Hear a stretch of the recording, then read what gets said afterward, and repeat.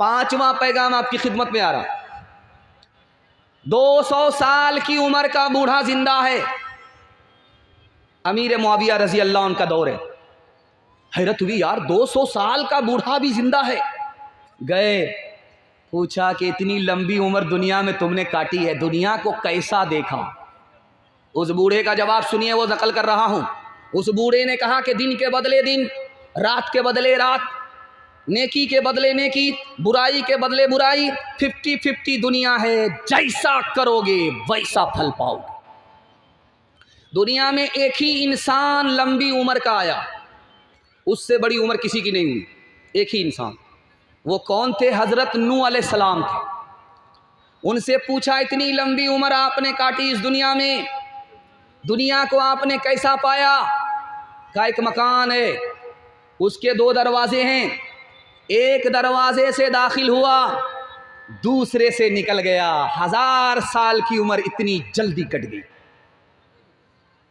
याकूब अलैहिस्सलाम के पास फरिश्ता आया, कहा कि बड़े मियाँ ऊपर जाने का वक्त हो गया। कहा ऊपर का मतलब? कहा सबसे ऊपर। कहा अजीब आदमी हो, इतनी जल्दी विकेट उखाड़ने के लिए आ जाते हो, कोई इत्तला भी नहीं देते, नोटिस भी नहीं देते। कहा हुजूर 4 नोटिस पहले भेज करके आ रहा, आपके सियाह बाल सफेद हो गए, ये पहला नोटिस था। आपकी ताकत घट गई, कमजोर हो गए, ये दूसरा नोटिस था। आपकी कमर झुक गई, लाठी पर आ गए, ये तीसरा नोटिस था। आपको नाती हो गया, पोता हो गया। उसने ज़बान हाल से कह दिया कि बड़े मियाँ कब तक कुर्सी पर कुंडली मार करके बैठे रहोगे, जल्दी तो लाइन साफ करो, हम तुम्हारी कुर्सी लेने के लिए आ गए। चौथा नोटिस दे करके आया। एक बूढ़ा बनिया था, दुनियादारी में लगा रहता था, दीनदारी से कोई मतलब नहीं। शेख सादी रहमतुल्लाह अलैह आए कि बड़े मियाँ कब्र में पैर लटक गए, मुंह में दांत नहीं, पेट में आंत नहीं, कब दीनदारी करोगे, दुनियादारी छोड़ दो। कहा मेरा एक सफ़र है, उसके बाद तौबा कर लेंगे दुनियादारी से। कहा क्या सफ़र है? कहा कि ईरान से खैनी लेकर के पैदल हिंदुस्तान आएंगे, उसको यहाँ बेचेंगे, जो पैसा आएगा उससे लोहा खरीदेंगे, उस लोहा को लेकर के सीधे चाइना चले जाएंगे पैदल, वहाँ बेचेंगे। जो पैसा आएगा उससे चीनी बर्तन खरीदेंगे, उसको लेकर के सीधे पैदल यमन चले जाएंगे, वहाँ उसको बेचेंगे। जो पैसा आएगा उससे चादर खरीदेंगे, उसको लेकर के सीधे रूम चले जाएंगे, वहाँ पैदल बेचेंगे उसको। जो पैसा आएगा रेशम खरीदेंगे, उसके बाद पैदल ईरान आ जाएंगे, उसके बाद कान पकड़ते हैं, दुनियादारी नहीं करेंगे।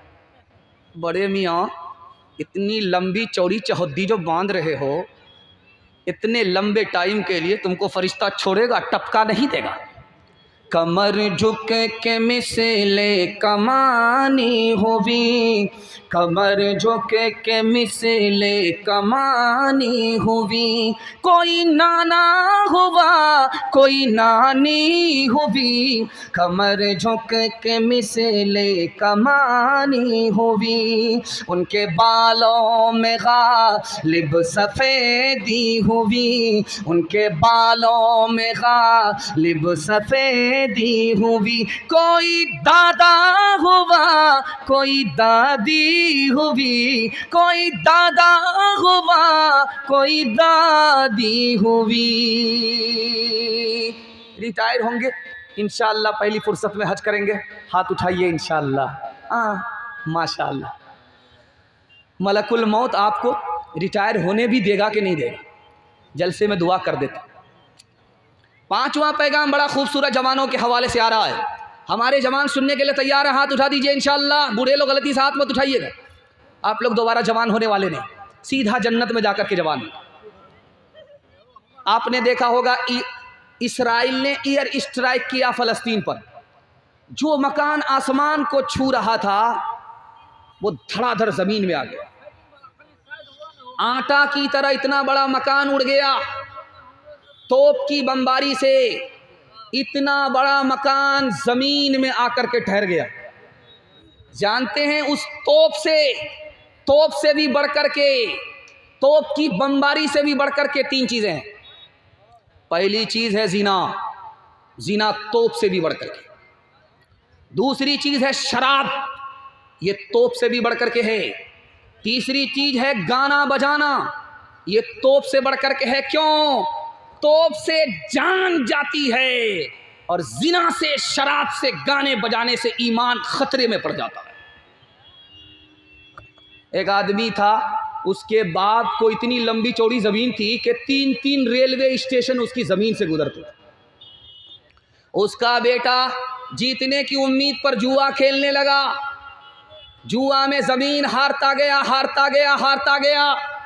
जीतने की उम्मीद पर जुआ खेलता रहा, हारता गया। एक वक्त ऐसा भी आया जिसके बाद की जमीन में रेलवे स्टेशन गुजरते थे, उसका बेटा उसी जगह खड़ा होकर के भीख का कटोरा लेकर के भीख मांग रहा था। ये मद्रास बगल में है, यहाँ पर काजी साहब आए निकाह पढ़ाने के लिए। जब रजिस्टर मुकम्मल कर दिया तो कहा कि 3 लाख रुपया काजियाना पहले जमा करो, उसके बाद निकाह पढ़ो। बोला बड़े बेशरम काजी हो, 3 लाख का मुतालबा कर रहे हो। तो कहा कि हमसे बड़े बेशरम तुम हो, 30-30 लाख रुपया शादी में पानी की तरह बहाया है।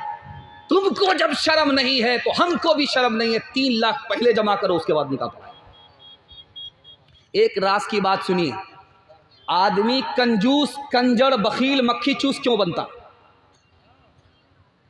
जेब में पैसा है, फकीर सामने खड़ा, हाथ डाल दिया कि फकीर को देंगे।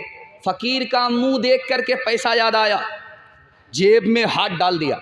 अब निकाल करके फकीर को देने वाला था कि बीवी का चेहरा सामने आ गया।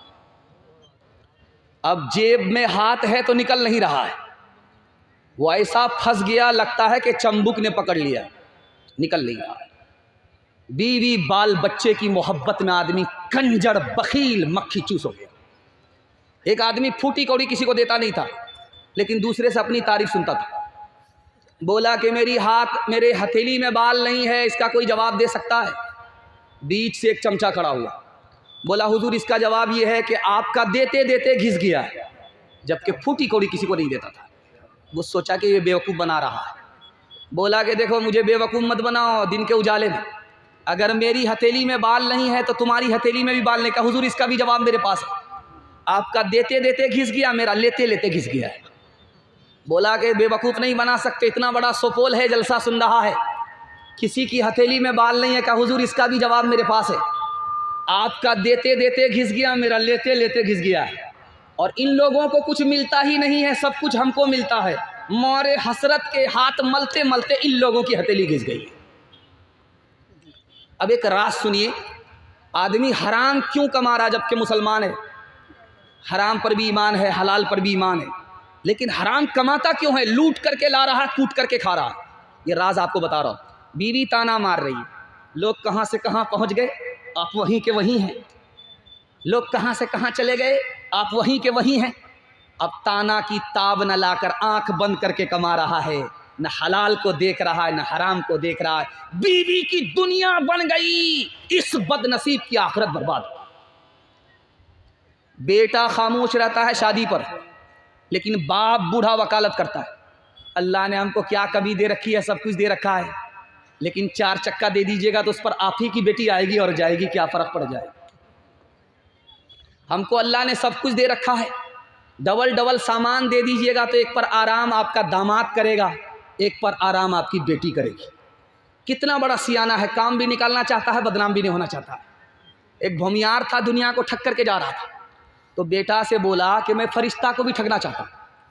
बेटा बोला अब्बा हुजूर इतनी मजाल है आपकी, फरिश्ता को ठग लेगा? क्या 2 मिनट में ठग लेगा? तुमको करना यह है कि जब मैं मर जाऊँ पुरानी कब्र में दफन करना, नई कब्र में दफन मत करना। बेटा बोला अब्बा नया मुर्दा नई कब्र में जाता, आप पुरानी कब्र में क्यों जाना चाहते हो? क्या जब पुरानी कब्र में जाएंगे फरिश्ता आएगा पूछने के लिए तो कहेंगे अभी तो पूछ करके गए थे, क्या बार बार दिमाग खराब करने के लिए आए? इंसाफ से बताइए, ये गाड़ी किसको मिली? बेटी दामाद को। ये पलंग किसको मिला? बेटी दामाद को। इस बानर बाप को क्या मिला? नाना की हुंडी। ये दूसरे की दुनिया बना रहा, अपनी आखिरत बर्बाद कर रहा है। तो बदिया ला दे बैल भरे जो पूरब पश्चिम जाएगा, या सूद बढ़ा कर लाएगा या टोटा घाटा पाएगा। क़ज़्ज़ाक़ अजल का रस्ते में जब भाला मार गिराएगा। धन दौलत नाती पोता क्या, धन दौलत नाती पोता क्या, एक कुंबा काम न आएगा। सब ठाट पड़ा रह जाएगा जब लात चलेगा बंजारा।